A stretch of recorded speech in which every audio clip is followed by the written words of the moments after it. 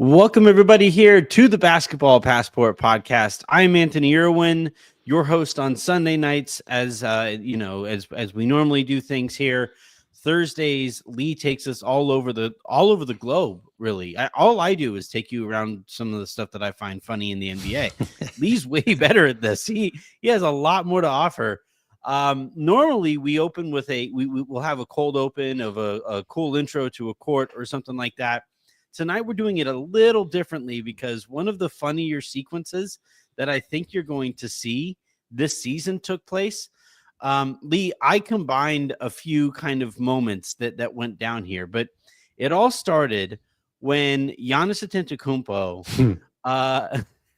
did the old too slow to Jaylen Brown. And I found it hilarious. So here's how it starts. And a combination of the clips that followed.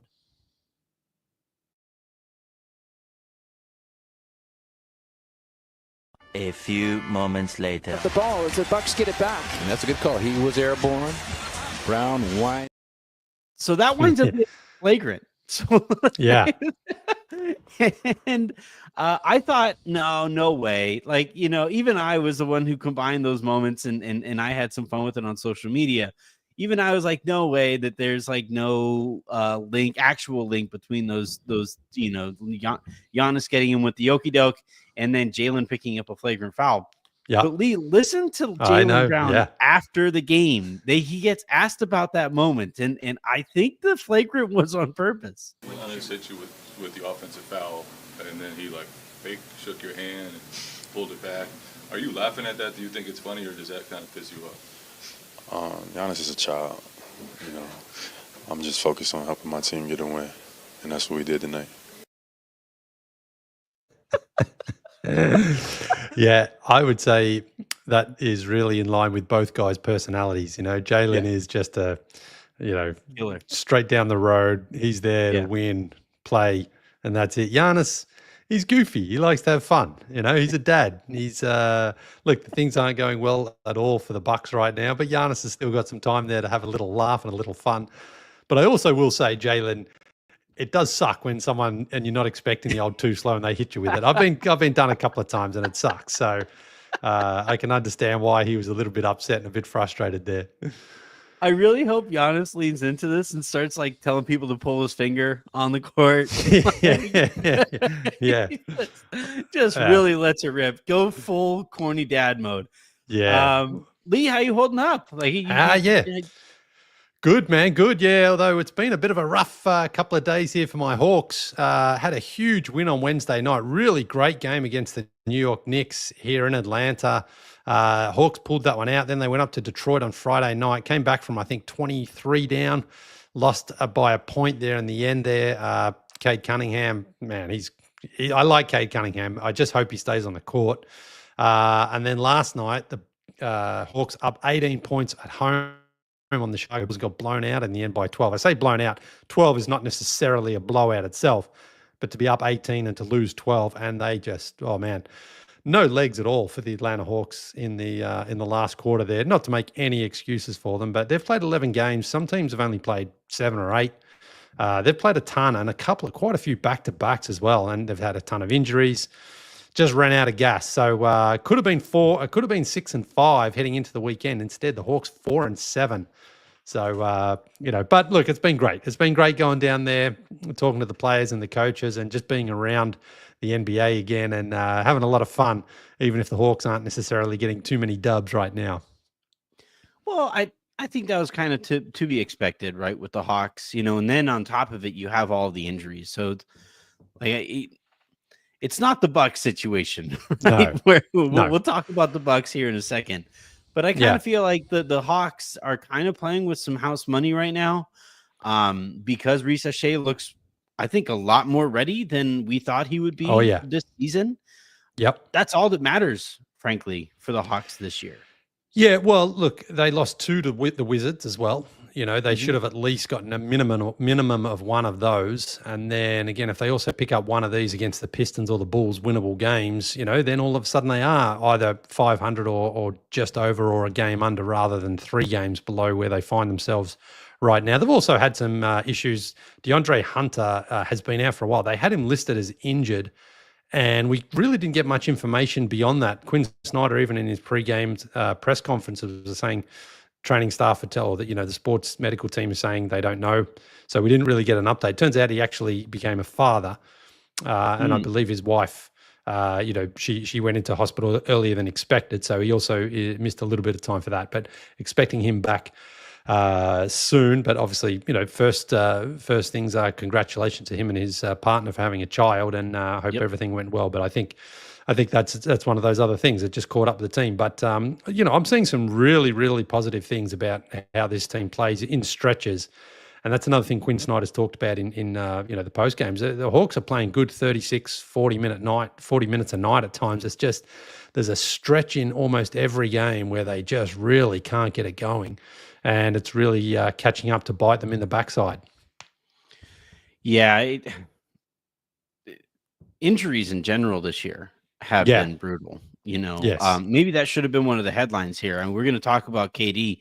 Yeah. Literal minutes before you and I went live, Chet went down in a heap and couldn't put any weight on his right leg.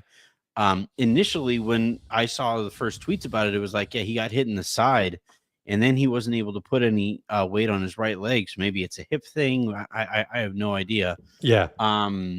But you just go through the league, and everybody seems to be dealing with something. I mean, Chet gets added to the injury list of the Oklahoma City Thunder, who don't have Hartenstein. They don't have Kenrich. They don't have. There's another player there. Williams. I think another Williams there is also out there for OKC. And we're going to talk about KD, but the injuries have just been racking up at a tremendous amount to start the season. A quick reminder before we dive into those headlines here in a second, please do hit that subscribe button here on YouTube if you guys are watching live. If you guys are watching on Twitter, head on over to youtube.com/@basketballpassport. If you guys are listening to us in the morning in the audio form, please hit subscribe everywhere it is that you get your podcasts, and leave those 5-star reviews and all of those good things to help us with Al Gore's rhythm. And we'll go ahead and dive on in. So, Leigh, as we sit here or heading into the season, even if we were to go through like our top teams in the league, teams that we thought, were going to vie for a championship this year, how long do you think we would have gone before we hit the Cleveland Cavaliers? Yeah, who knows, to be honest, because they had a good team last season, but I think Kenny Atkinson coming in was a huge upgrade at coach. He when you think of his team in Brooklyn that he coached there, they were just a team of sort of a little bit like this Cavs team to some extent. A couple of misfits in there, a couple of guys who sort of been around a little bit. And he had incredible success. D'Angelo Russell was an incredible player under Kenny Atkinson there in Brooklyn. Mm-hmm. And now if you look at the way that the Cavs play right now, I mean, I say some misfits. I mean, not really, because Darius Garland was, of course, drafted there, and so was Evan Mobley, two of their stars. Jared Allen came over from Brooklyn, actually, who used to play under Kenny Atkinson. And, of course, Donovan Mitchell, who always had that star potential, and he really seems to have unlocked that playing for Kenny Atkinson, which is great. The other big thing I've noticed about Cleveland's performance so far, the big trend, whether you like it or not right now, is everyone shooting threes. They're not actually shooting a ton of threes. They're only in about 16th in terms of makes, but they lead the league in percentage. So that tells you that they're getting good looks. And look, when you're winning 11 in a row, things are going well for you. The numbers do look great. Everyone's hitting shots. They're spreading the floor. They're knocking them down. The ball's moving around. But that, to me, is quite interesting that they're also 23rd, I believe, in rebounding, which is very interesting to me, because I always think rebounding and wins just goes hand in hand. It's just, Pat Riley said, rebounds means rings. So it's not like they're out there just pounding teams on the glass, but they're efficient with their offense, very, very efficient. And last night was almost a trap game there. Well, not almost, it was a trap game against the Brooklyn Nets, where, they had the huge win against the Warriors on Friday night, and they, just absolutely spanked the Warriors. And then so the Nets come into town, and it's like, oh, are they going to get up for it again? The Nets nearly pulled off the big win, but Cleveland held on and just looked fantastic again down the stretch. And they're a really fun team to watch right now. 11-0 at the onset of this season. They have a point differential, the best one in the league. They are outscoring their opponents by 12.5 points per game to start the season. Absolutely mollywhopping everybody. You mentioned the really hot 3-point shooting and stuff like that. I actually look at this in a different way. I always get a little nervous when I see backcourts that are as small as Donovan Mitchell and Darius Garland. Eventually teams, and maybe we'll see how this goes in the postseason, but eventually, teams in a 7-game series, they figure out like, okay, I'm going to pick on this guy now. I'm going to pick on this guy now, and when you give teams multiple options to pick on them, that can sometimes put your defense at a real loss. But the Cavs did something really interesting where it was like, okay, yeah, we're going to be really small at the 1 and 2 spot. We are going to be huge everywhere else. Isaac Okoro is currently starting for them. He's a big physical wing. You have Jared Allen out there, who's a big, long center. Evan Mobley, obviously, is one of the more unique defensive presences in the league, too. Yeah. It is just arms and legs and limbs everywhere that kind of helps make up for what, Darius Garland and Donovan Mitchell don't do defensively. And then on the offensive end of it, they do create every mismatch that you could possibly want. They spread teams out, and then they're really good at getting into the paint and putting these defenses in compromised positions. I thought Kenny Atkinson got a raw deal in Brooklyn because KD and Kyrie wanted to be coached by Steve Nash. When he was fired, I was surprised how long it took for him to get another gig. I thought he was really smart about waiting to find the right gig, and he seems to really have this time around in Cleveland. Yeah, well, remember, I'm pretty sure he accepted that job in Charlotte, and then he decided to go back to Golden State as the assistant because I think he looked at that Hornets lineup and he was like, not sure this is really going to work out. Exactly. Yeah, and that's what it comes down to with coaching. Most coaches have more or less the same idea of what they want to do in terms of how they want to run and what they want to defend with and things like that, their systems and their schemes. But if you don't have the players, it doesn't really matter who the coach is. And, Steve Kerr, the same thing. He accepted that job with the New York Knicks now over 10 years ago. Phil Jackson, his old buddy, was the GM, and he's like, yeah, all right, I'll do it. And then he was like, hang on a minute. He looked at that roster and he saw the Warriors roster and he's like, nah, I'm taking the Warriors job instead. And he's won 4 championships. If he took that Knicks job, he probably was out of a job within 2 years. Just like Derek Fisher was. Yeah, exactly. Yeah, out of a job. Yeah. Now, if Fisher and listen, remember Steve Kerr only really got that job because Stan Van Gundy wanted to become the GM of the Warriors too, and they said no. So, it's amazing how these little sliding doors moments can really have a big impact. But now, Kenny got a team there in Cleveland that, again, a couple of those guys have been together for a few years. There was some real potential there, and he can play that sort of grindy, tough style that I feel is exactly what we saw from Brooklyn. Like, now they'll probably have, again, who knows what's going to happen, but they'll have at least 3 All-Stars, potentially 4 if they keep up this hot streak. But they're the sort of guys that just, they're the play for the coach type of guys. And that's what I think really stands out about them is like they're all on the same page.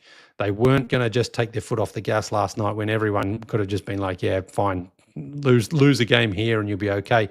But instead they go out and they tough it out and get another win. So really impressive to watch, really fun to watch, and a surprise in the sense that after the way the Celtics started, they've dropped a couple of games. They're right behind them there in the standings, but it certainly feels like the Cavs are a legit challenge right now to Boston.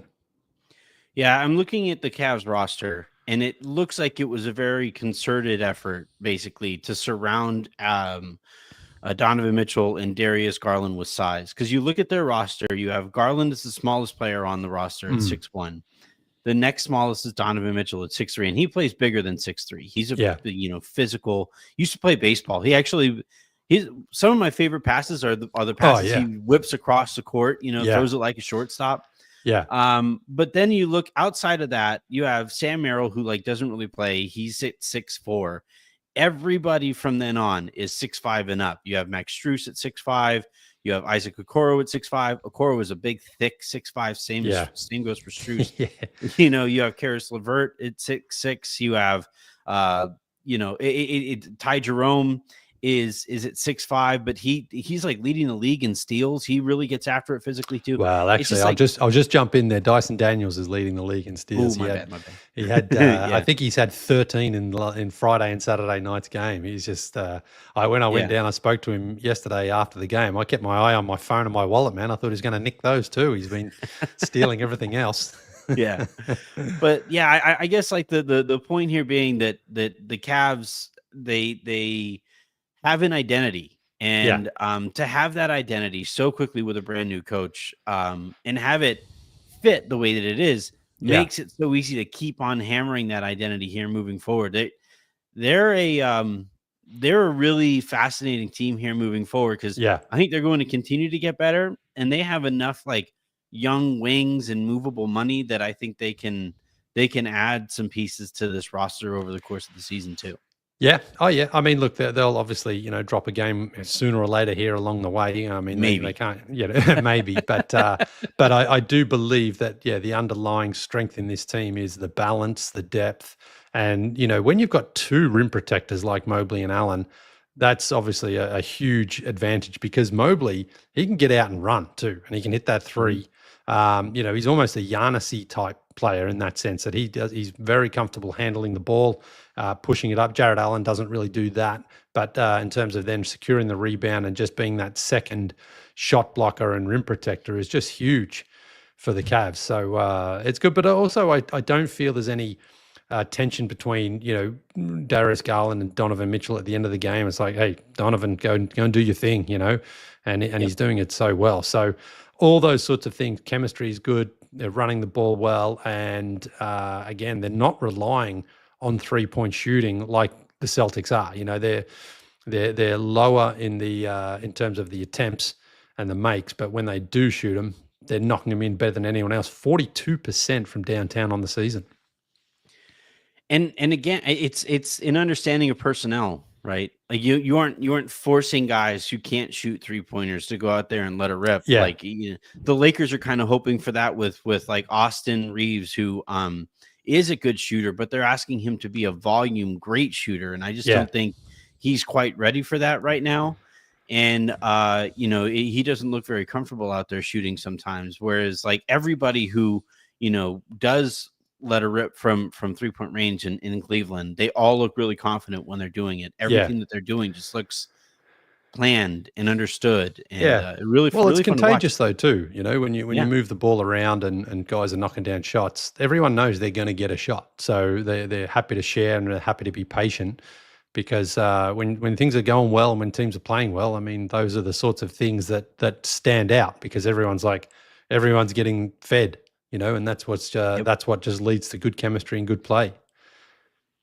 Now, on the other end of the spectrum, the exact opposite of everything that we just said, the Bucks are a disaster. They are just really struggling out of the gates. You have, Giannis, headed into the season talking potentially about trades. You have Damian Lillard not looking as comfortable as he needs to, and he hasn't made a defensive play all season. Feels like they sit at 2-8, just a game ahead of the Philadelphia 76ers. Actually, the Eastern Conference standings right now are hilarious. Yeah. Like they are just an absolute mess. We'll talk about the East here in a bit. But what do you make of what's going on in Milwaukee? Like, at what point is it time to just straight up freak out, panic about what the hell's going on? You said the F word. I thought you were going to say something else there. But I watched this Celtics Bucks game in the last quarter, because I saw they got off to a good start. They were leading. And then the fourth quarter, their offense was some of the worst basketball I have seen in a long time. It was just gross. And there was no movement. There was just nothing. And Lillard is just struggling right now. He couldn't get free. And the one time he did, he had a three, he missed it by a mile. So Giannis was trying to just sort of bully his way through the Celtics, and you can't really do that with Boston. They're a strong team, especially with Jalen and Horford out there. and even Tatum. Like Giannis can't just like steamroll those guys. And then they really needed a basket, and they called a timeout about 36 seconds to go. And the play ended up with Taurean Prince in the corner for 3. And I was just like, whoa, this is gross. And then on the defensive end, the Celtics just went right at Lillard a couple of times there to try to generate a good look to get the offense going. Even when they missed, they got a rebound and a second chance, and Jason Tatum hit a huge 3, which was a dagger. It was only a 5-point game, and there was still, I think, a minute and a half or 2 minutes to go, long enough. But, sometimes that's all it feels. 5 points, that big play, you just think, where are the Bucks going to get a minimum, really, of 3 field goals here without the Celtics scoring? You just couldn't see it happening. And so, for the Doc Rivers haters right now, this is just like, lap it up, because the team looked terrible on offense and no good on defense. And of course, had the big loss against the Knicks. Giannis was really angry post game, and their only other win came against the Jazz. So things are just looking very, very bad. That trade, and again, not for Lillard. I don't mind them going out and getting Lillard, making that move, but giving up Drew Holiday has just been horrific for them. And of course, Adrian Griffin being the coach didn't work out, and especially when you look at Budenholzer, what he's doing with the Phoenix Suns right now. Again, Budenholzer had his faults for sure in the playoffs, but in the regular season, that's where he gets the job done. And the Bucks, I think, right now would love to have him back. Yeah, I mean, the Bud thing is tough, right? Because he wins a championship, and when he won that championship, he was about to get fired. Instead, he gets the extension. Yeah. And then, an organization that was already kind of sick of him realized, oh yeah, that's right. We're still sick of you. You just happen to win a championship. Yeah. So he winds up getting fired. Adrian Griffin comes in. He was 31-13 when they let him go, with a whole bunch of stuff going on behind the scenes. People were not happy in the organization while Griffin was there. So they bring in kind of the antithesis to Adrian Griffin in Doc Rivers, a very amicable guy. He has the big, long resume, right? All of those things. But, I think when you're 3 coaches in and it's the same roster, essentially, it's not a coach problem. No, like it's a roster problem. I pulled up the Bucks roster and I have them listed in order based on salary, right? So at the very, very top of it, it's Damian Lillard, and he's making just shy of $49 million this year. And the NBA sometimes can be really, really simple. If your max players are not playing like max players, you're screwed. You're just we saw this with the Lakers with Russell Westbrook, where he was making $47 million a season, and they couldn't build a tenable roster around him because of how much he was getting paid. He no longer was a max player, and they were a bad team while Russell Westbrook was there. And I'm not blaming only Russell Westbrook for that. I'm not blaming only Damian Lillard here.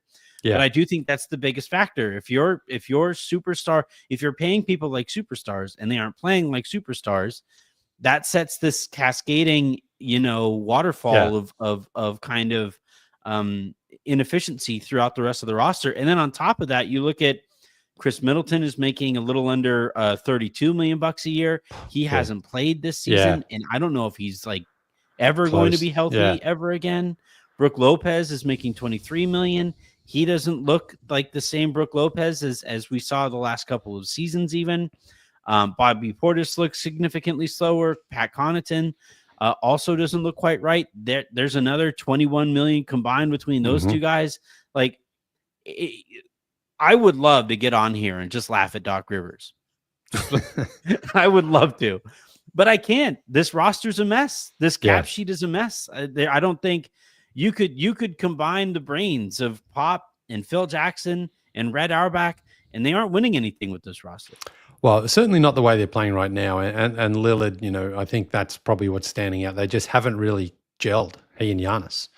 And as I mentioned earlier, like defensively tonight, the Celtics were just go at Lillard. And look, Lillard was tough. He was trying his best.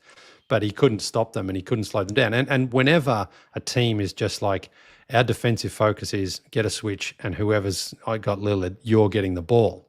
You know, they were just trying to exploit that weakness, and they did. So, you know, I mean, look, obviously Giannis is not going to be traded, but then, you know, what value does Middleton have right now? Virtually none. Lopez the same, in terms of what they would get back for a team that believes it's a championship contender. So, you know, Lillard would be the only one that they could maybe get some value for, but who knows what that sort of a deal would look like. And even if they did, they're almost at the point now there's still plenty of time here, but it's not looking good. And the way that they're executing right now, it's like, how are they going to string together sort of 8 to 10 wins to get themselves out of this hole that they're in? So, I think they've made a couple of really bad decisions over the last 18 months or so, and it's catching up with them now. And Giannis is obviously frustrated. You know, he had a big game out there today, but you could tell their offense was just empty. It was just, all right, let's just see if we can somehow force our way into a spot to get, to get somebody some action, and it just wasn't there. And and the Celtics closed it out. So, you know, this was a game they could have won. You know, they were up early, but when a team isn't playing well, I mean, we're you know, the opposite of what we're seeing from Cleveland right now, that they always find a way to get themselves out of a mess. It's the opposite with the Bucks. It's like they always find a way to find themselves in a hole, and no creativity offensively, no imagination, and again, you know, Doc does get criticized a lot, but I don't know what else he can do right now, because no one's hitting shots and they just don't look very good, and they don't look at all like they're on the same page. Yeah, it's crazy to me that the Dame and Giannis pick and roll combination isn't more effective or isn't used more often. You know, you would think that that's the natural, that should be the meat and potatoes of this offensive system. Giannis has in the past kind of shied away from being a screen setter. He doesn't like doing that very much. And I think, again, like when your superstar, when there are things that a superstar is not willing to do, that has a trickle down effect on the rest of the roster. You know, if your superstar isn't willing to do absolutely anything, to get a win out there, you know, you're that everybody else is going to be like, well, if he doesn't want to do that, I don't. Yeah. What could I opt out of doing? Yeah. I mean, Dame didn't really get along all that well with LaMarcus Aldridge either, going back in Portland. Yeah. And I think it became a bit of a sort of, this is my team battle, you know, and LaMarcus wasn't really prepared to give it up, and Lillard wasn't really prepared to say it wasn't his. And that's what I see right now. This stage of his career, he's never had to sort of defer to anybody else. And he's not even really, you know, having to defer in the sense it's just adjust your game. Lillard, they still need him to score and to shoot and to open up the floor, because he's a great shooter. You know, he's clutch. He's hit huge shots throughout his career. He could get it going if Giannis is sucking in that defense and you know, the ball's getting kicked out. Someone like Pat Connaughton or Taurean Prince. I mean, if those guys are getting wide open shots because of the offense they run, then it just opens things up for the Bucks. But there was a possession late again where they had 3 guys literally in the corner. And it was AJ Green, I think Connaughton, and maybe Lopez. They got a shot. They actually hit a 3-pointer out of it. But you're just like, how do you have 3 guys on top of each other at this point of the game and in this moment of the game? And, you know, it was a lucky break, but it was more an indication that they just don't really have a clear idea of what they're doing on offense. Yeah. And remember, Doc said that he wasn't sure about taking this job, you know, and Dame wasn't sure about going to Miami, and it might be just as simple as like there weren't enough people bought into the situation that they were walking into. Well, that's it at the end of the day. You know, that if people aren't prepared to just say, right, let's play to our strengths, and if that means I take a few less shots or I'm playing in a different way, then that's what we have to do. But right now, it doesn't feel like they're trying to work together. It feels, I think I mentioned this one other time, it feels a little bit like Melo and Allen Iverson in Denver, where it was like, you guys are not really playing off each other. You're just sort of doing your like, hey, I'm going to get my 25 a game. I'm going to get my 25 a game. Hopefully we win a few. It just never felt like the Nuggets were that close. And right now the Bucks are nowhere near where they need to be. Yep. The next team, ironically, is Mike Budenholzer's Suns, who have looked really good at the start of the season. They had the loss to the Lakers early on, but outside of that, have looked, very good. Their offense has been rolling. Unfortunately, they will be without KD for the next couple of weeks, as he deals with, I believe, a strained calf. Calf strain, yeah. But the Phoenix Suns are a really interesting one because last year they hired Frank Vogel, or last year, not that they hired him last year, yeah. but they the thought with Frank Vogel was that, like, okay, the superstars will handle the offense. The superstars will carry us on that end of the court with Bradley Beal, with Devin Booker, with Kevin Durant, that there's enough firepower there that we don't have to worry too much about an offensive system. And then Frank will get everything that you could possibly get out of us defensively, because he is a very good defensive coach. And I kind of understood where they were going there. The problem, though, is that, like, defense is really difficult to just squeeze out of teams. It doesn't work like that. It's not like offense where you could throw the ball out there and those guys are going to figure it out. That, at the very least, those Denver Nuggets teams that you mentioned there with Allen Iverson and Carmelo Anthony, well, they had a floor of 50 points a game because those guys were going to score their 25 or so. It wasn't as effective as it needed to be or impactful as it needed to be. But I feel like offense, you could kind of get by with a little star power. Defense is hard to just ask a coach, hey, bud, make it work. And I just don't think that was as effective as they were hoping it would be. This year, they bring in Mike Budenholzer, who is kind of the inverse of Frank Vogel, not known for the best defenses out there, is known, however, for some of the most efficient schemes offensively as you're going to find. He implements the system, and he's got the Suns, rolling offensively. And, it's been fun to watch those guys kind of operate in that system. And we'll see how it looks without KD here moving forward. But I actually think they'll be able to figure some stuff out in the short term, so long as it doesn't linger. I mean, if there's a good time for an injury, it's probably now for a couple of reasons. It's early in the season, so they've gotten off to a good start here. But also, Devin Booker hasn't been great so far. His numbers are sort of closer in terms of the way he's shooting the ball to his rookie season, especially from 3-point range. So, the fact that KD's been playing clearly at an MVP level and just been looking amazing still. I mean, we talk about LeBron looking great at his age. KD's not far behind, man. He still has that ability to get any shot he wants at any time, shooting 55% from the floor. But Booker, maybe that's just a part of it, that Booker hasn't been able to get going himself. So now that without KD, maybe this is what Book needs to just, ratchet it up a notch here and start shooting the ball better and scoring a little more. Obviously an opportunity as well for Beal. But yeah, Budenholzer, I saw him up close here with the Hawks, and they played some fun offensive ball, man. They had the 4 All-Stars one year.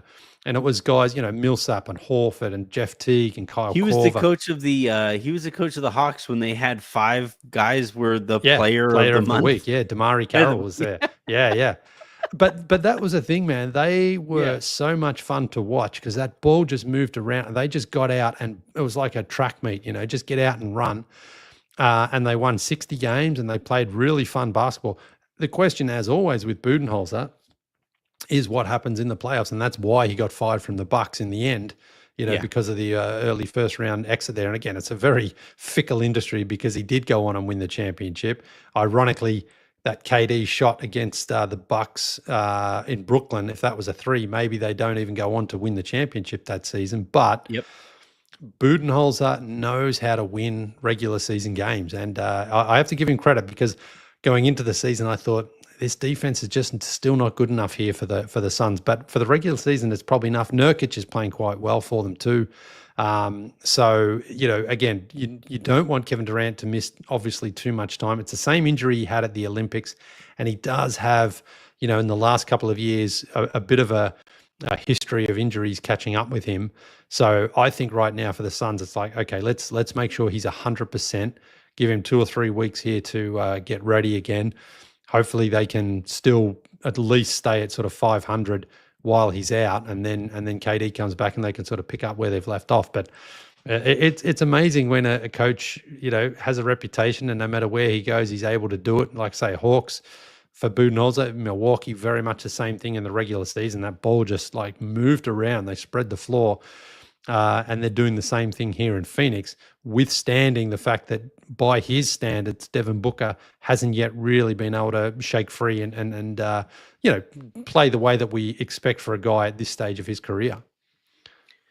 Yeah, I'm not worried about Booker at all.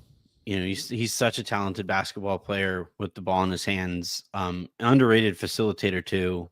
Yeah. It actually, the fact that the Suns have been as good as they are with Booker, kind of just filling in where he can where he needs to, actually makes me respect Booker a little bit more as a player. Oddly, I've always thought he was a really talented player, and I supremely talented scorer, but becoming a winning player in the way that he has over the last few years now, where you need me to facilitate, okay, I'll facilitate, I'll play some point guard. You need me to D up, okay. Like, remember the defense he was playing for the Olympic team? Yep. This summer was incredible. I really, my level of respect for Devin Booker has really gone up. I'm sure he's just over the moon to find that out, but I've He's like, really finally 10 years into my career, I've got the stamp of approval from Anthony Irwin.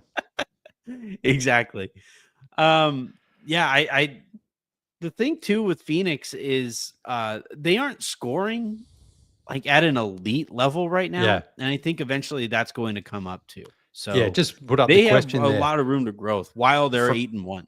Yeah, peace, love. Mungbean says Jones can Jones be a championship level point guard? He seems a difference so far. That's Tyus Jones, of course. And yeah, I mean, you need a guy who can come in and he's like, you've got 3 mouths to feed out there, Beal, Booker, and Durant. If you're able to just be that guy, facilitate that offense, and understand that there's not going to be a ton of options for you to shoot the ball and score, but get these guys in position and get them the ball, then that's what you need. You don't necessarily need, to have the best point guard or the best, at every position. You just need people and guys who can understand. A bit like Derek Fisher, on those Lakers teams. It's like, you're going to get the 3-pointer, man, knock it in. Ron Harper as well later on, with the Lakers as well, where it's like, you don't have to, put your ego to the side and things could go really well for you. And Tyus has obviously bounced around a few teams in and out of the league a bit, but great opportunity in a system that just is exactly what the Suns need, and can highlight his strengths. Getting Tyus Jones on the minimum is nothing short of criminal. Yeah. The NBPA needs to put his foot down on some of this stuff, because yeah, he shouldn't be on the minimum. I know Gary Trent has started the season pretty slow, but he shouldn't be on the minimum in Milwaukee. D'Angelo Russell had to opt into his contract because he saw what was happening with some of these other guys, or where the market was heading for some of these other guys. It's kind of crazy what those kind of, late 20s free agents, what their market has looked like. And look, the Suns get to benefit. They got Tyus Jones on that veteran minimum contract, and it's an absolute incredible bargain there. And here you have it. But yeah, so far we've talked about 2 East teams, and we've talked about the 1 West team. In looking at the records, right? I said that the East records are just kind of hilarious right now, where you have Cleveland at 11-0, you have Boston at 9-2, and then from there on out, man. Well, the Hawks, my Hawks, the third ranked Indiana Pacers are 500. They're 5-5. The Charlotte Hornets are 4-5. Yeah. The Knicks are 4-5. Chicago Bulls 4-6. Orlando 4-6. Your Atlanta Hawks are 4-7. They're the 11 seed right now. Yeah. And that's what I was looking at as well coming into the weekend. I'm like, man, we could be third, in the standings in the Eastern Conference if we get this very winnable games to the Washington Wizards. Yeah, well, beat the Pistons. I mean, got off to a terrible start, and then should have beaten the Bulls, and it's like instead. But that's the thing, we're still hanging in there. One win less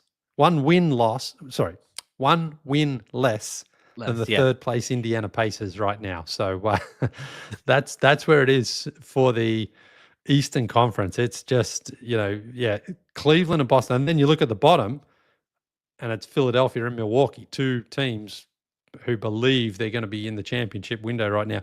You can almost write off Philadelphia right now with Maxey being out. No Maxey. And Embiid, again, not sure exact. Well, I guess he's coming back this week, isn't he? Because he's serving the suspension, I believe, right now. And then Paul George just doesn't look anywhere near ready to challenge right now. So, they're 1-7. I don't think Milwaukee's a mess. We just talked about them. Yeah, and then Toronto 2-8. I mean, they're trying to lose. Yeah, well, they're doing a good job. So they got the Lakers tonight, I think, haven't they? They're in Los Angeles for the LA back-to-back. So, yep. Yeah. And then you look at the West. Yeah. You have the Suns that we talked about. They're 8-1. Oklahoma City is 8-1. Now OKC is going to be without Chet. Looks like for a little while. Phoenix is going to be without KD for a couple of weeks. Golden State missed Steph for a couple of weeks. Are still 7-2. Yep. The Minnesota Timberwolves are 6-3 while they figure out the Julius Randle situation. I think eventually he's going to have to move to the bench. The Denver Nuggets are 6-3 and things looked dire for them for a little bit, but they seem to be figuring out the Russell Westbrook dynamic with the bench there. The Houston Rockets are 6-4. The Memphis Grizzlies are 6-4. The Clippers are 6-4. The Lakers are 5-4. The Dallas Mavericks are 5-4. The Sacramento Kings are 5-4. And you have to get all the way down to the 12 seed San Antonio Spurs before you finally get to a sub 500 team. Yeah. They're 4-6. Yeah. And then you have the Portland Trailblazers who are trying to lose. They're 3-7. The New Orleans Pelicans might not have a choice but to lose this season. It's a disastrous injury situation for them. Yeah. With Zion being out indefinitely with a hamstring pull, they're 3-7. And the Utah Jazz are aren't completely shameless about their tanking at the beginning of this season. They're 2-7. But all of the playoff or play-in teams are above 500 in the West. You have a team that would open the playoffs with home court advantage in the East are 4-5. Like, this is just I meant to pull it up. There was a tweet from a couple of days ago. Maybe you have an updated record here, but the East has won like merely a handful of games against the West this season. The East versus West record is just absolutely abysmal. Yeah. I literally wrote like our little subhead down here. Have some shame, East. Yeah. Get it together. This is disgusting. I've always thought the East has been bad basically my entire life, but it has never looked like this ever. Yeah. Oh, yeah. It's incredible just how, you've got after the Celtics in second, then there is 6.5 games between them and Philadelphia at the bottom.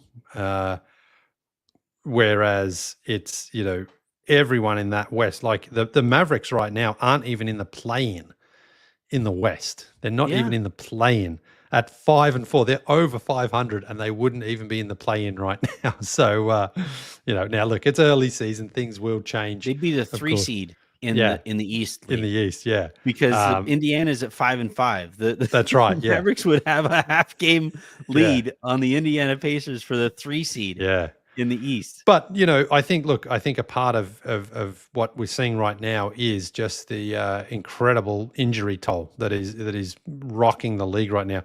I've, of course, seen it here with Atlanta with Bogdanovic and DeAndre Hunter haven't played basically at all. Bogey played the first game. I think DeAndre played the first 2, and that's it. Trae Young missed, ended the game, left the game against the Celtics. He hasn't missed any games, but clearly the workload has taken a bit of a toll. They've played a ton of games as well. They've played 11 games with like 4 back-to-backs or something too right now for the Hawks. So they've had a really tough schedule. But it was interesting yesterday, Billy Donovan pre-game, one of the Chicago Bulls beat writers asked him about, just what's going on with all the injuries right now because Ja Morant's out. Zion, of course, is out. While you and I have been talking, Malik Monk just sprained his ankle on Mason Plumlee. Yeah. Lonzo's still out, DeJounte Murray, all these guys. And Billy actually had a really good point because, the question was like, load management and guys are on minutes restrictions, but it's not really affecting the injuries. We're still having a ton of injuries. So, what's happening out there?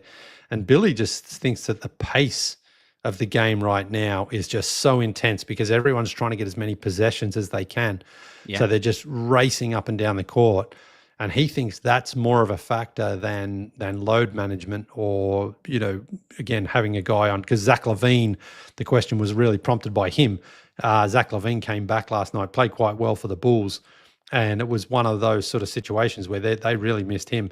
And he came back. So Billy was really, really interesting, his answer. I don't think he necessarily believes much in load management. I think he more is looking at how much these guys are running during the game because he had some numbers that they were tracking guys on.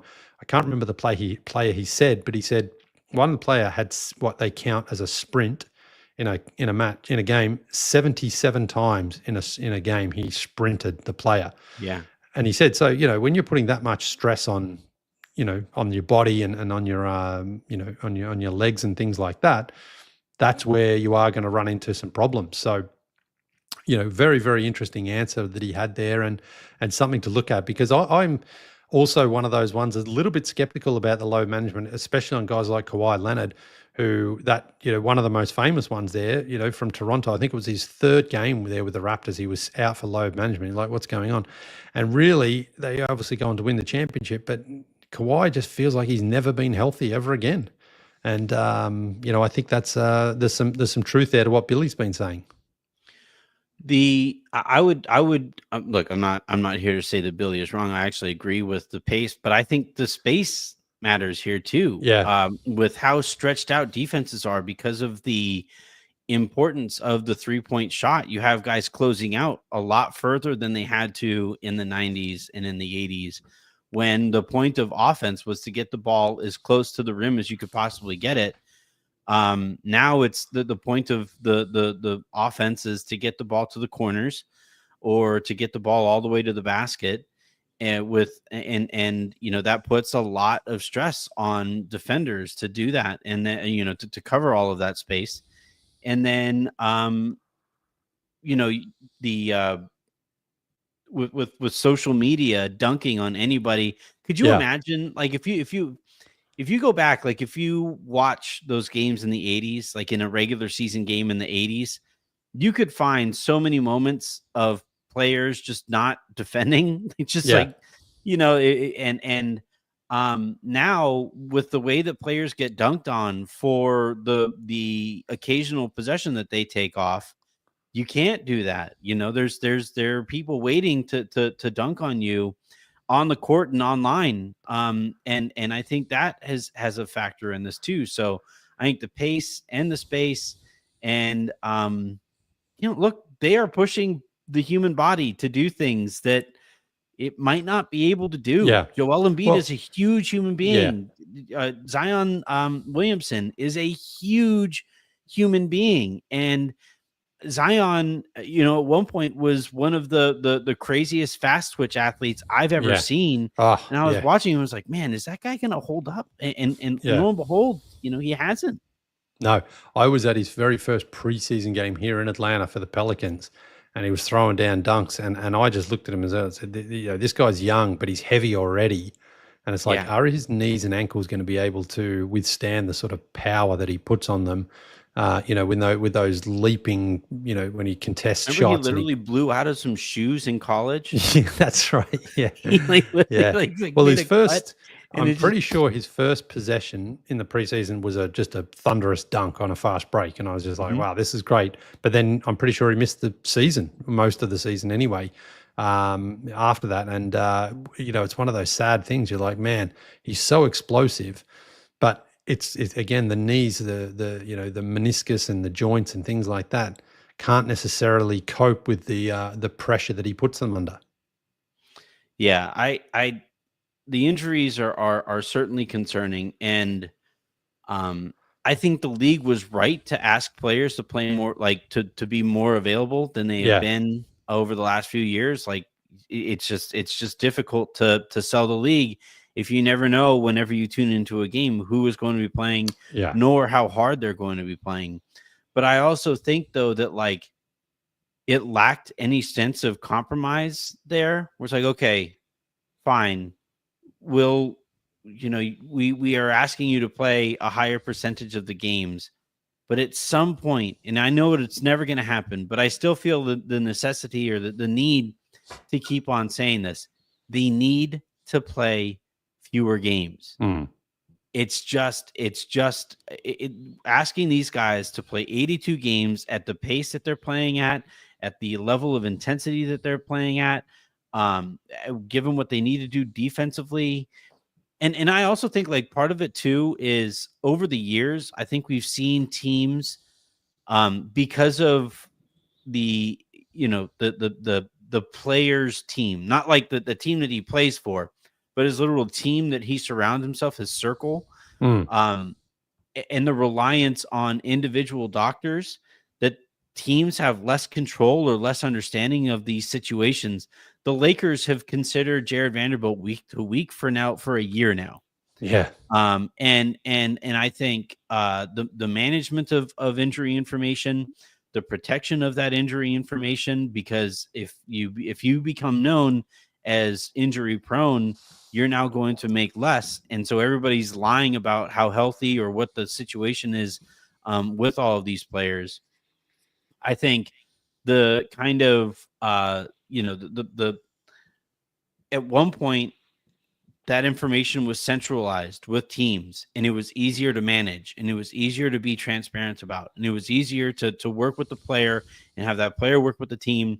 And there was incentive for the team to invest in their own team doctors. Famously the Suns, right? They turned around Grant Hill's career, and they turned around Steve Nash's career. Their market inefficiency was investing in these team doctors. And I think we've actually gone backwards there, where because of all of these individual player doctors, teams have basically taken a step back and said, well, we'll employ good ones still, but we aren't going to extend ourselves to make sure we have the best of the best of the best of the best of the best in the way that they should, given how much money is on the line with the types of players who are now missing time. Yeah, I mean, it's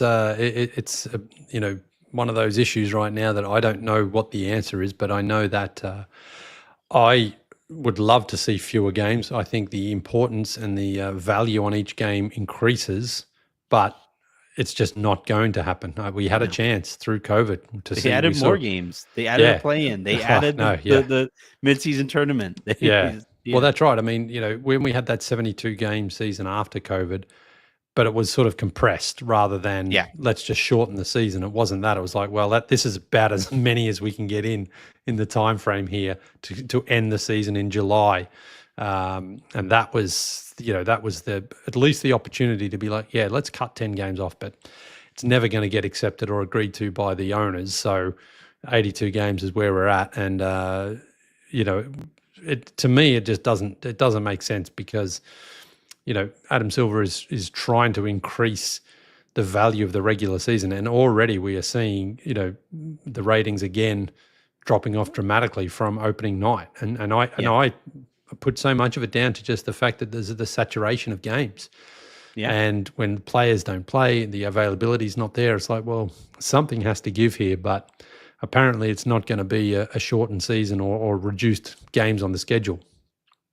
No, the things that are giving are these people's hamstrings. These the things that are giving and snapping and breaking and the only compromise that's taking place are these players' bodies are now put in these compromised situations.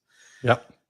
All right. I think that takes us through all of our headlines here. So, Leigh, where are you taking us on Thursday? Yeah, I'm going home. I'm going back to Australia to talk about my trip there this year. I was out there in July, had an absolutely incredible time. But the other reason I want to talk about Australia, because last night we had Josh Giddey and Dyson Daniels going up against each other, and it was a great battle.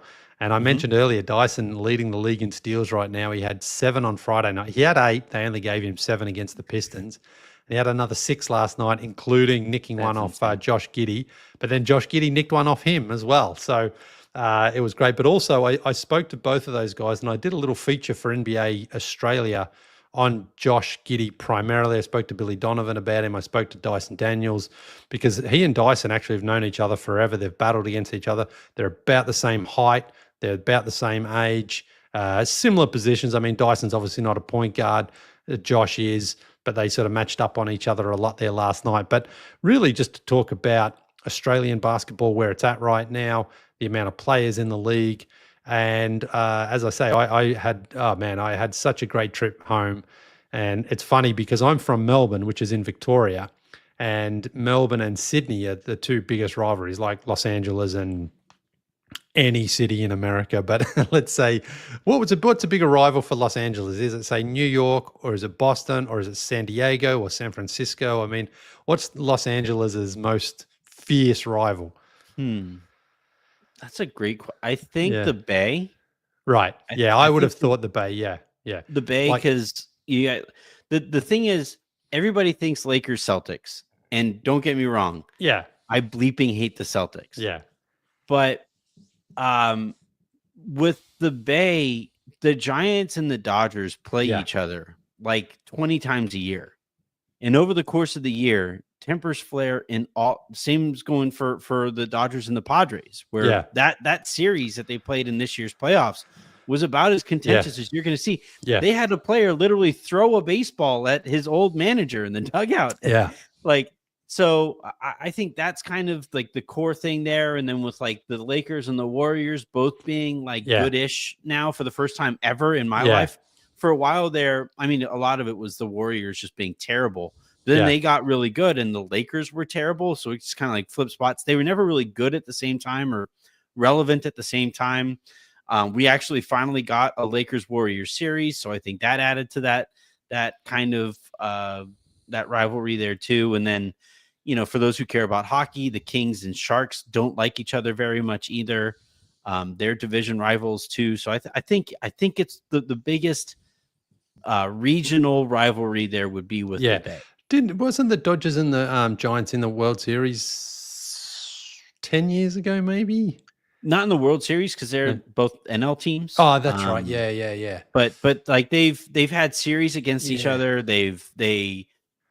I thought, because I know the Mets and the Yankees can meet in the World Series because that's AL and NL.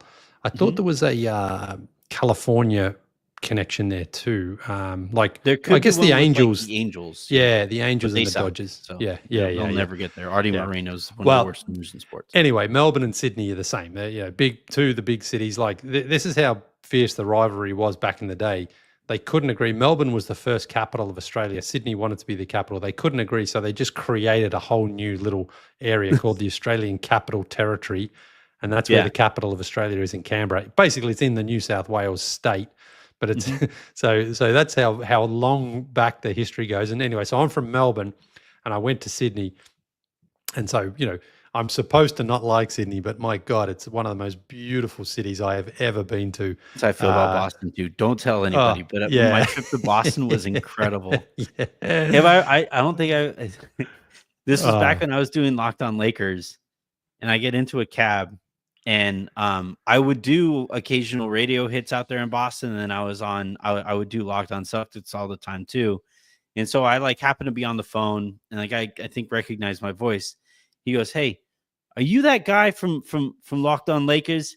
And I go, Yeah, I'm Anthony Irwin. He goes, "Oh, yeah, I gotta say, I'm not a fan." Yeah. I appreciate the honesty. I was in Oakland for the finals one year, and I was walking along a street, and I heard this cabbie drive past. He goes, "Hey, are you that guy from the Starters?" I said, "Yeah." He goes, "Hey, man." What did he say? He said, "I watch that shit every night. I love it, man." At least you had a fan. This guy was like, "Yeah, I don't like your stuff that much." Yeah. All right. Thank you. So Thursday I'll be going to Australia. Hopefully I will have a few clips here from Dyson and from Josh Giddey, just talking about their rivalry and their friendship and basketball in Australia. And we'll talk a little more about the academy, the global academies that are closing in some regions anyway, because both Dyson and Josh came from the NBA Global Academy to the NBA. Yeah, it was a real bummer to hear about this, that the NBA is closing down its academies in Mexico and in Australia. Yeah. I kind of get it in Australia. Yeah, I you think know, because yeah, they've taken such strides there, but yeah, cutting that tie with Mexico doesn't make much sense when you've been flirting with with Mexico City the way that you Yeah. have with potential Yeah. expansion. yeah. So we'll talk about that a little more. But that will be Thursday around 11:30 Eastern. We usually go live then. Looking forward to that one. All right. That is going to do it here. We did get an email, but it's a very Lakers centric Yes. email. So I will go ahead and answer that one on Lakers Lounge. Okay. Yeah. Unless you really, really, really want No, to because it's hear me quite a break long one down. too. I was gonna actually edit it down because it was a juicy one there from Daniel. We appreciate it, Daniel. Thank you a lot. But yeah, it's a bit of a long one here for tonight's show. So maybe if you don't get to it, we'll get to it on Thursday. Yeah, that is basketballpassportpod@gmail.com. I haven't made it longer recently. If we keep on getting emails, I'll just change it again because no, I won't. It's always going to be basketballpassportpod@gmail.com. It's right there. You can see it right underneath my face right there.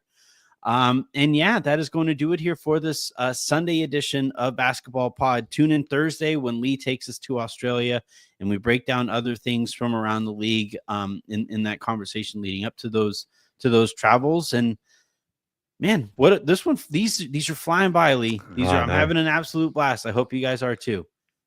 Anything that you want to plug? Do you want to show up that calendar? My calendar, yeah. Thank you. I forgot about my calendar. Here it is now. I'm hoping to have this live this week sometime. Oh, yeah, I've got to still figure out how to present it here. So, whoops, where am I doing? There we are.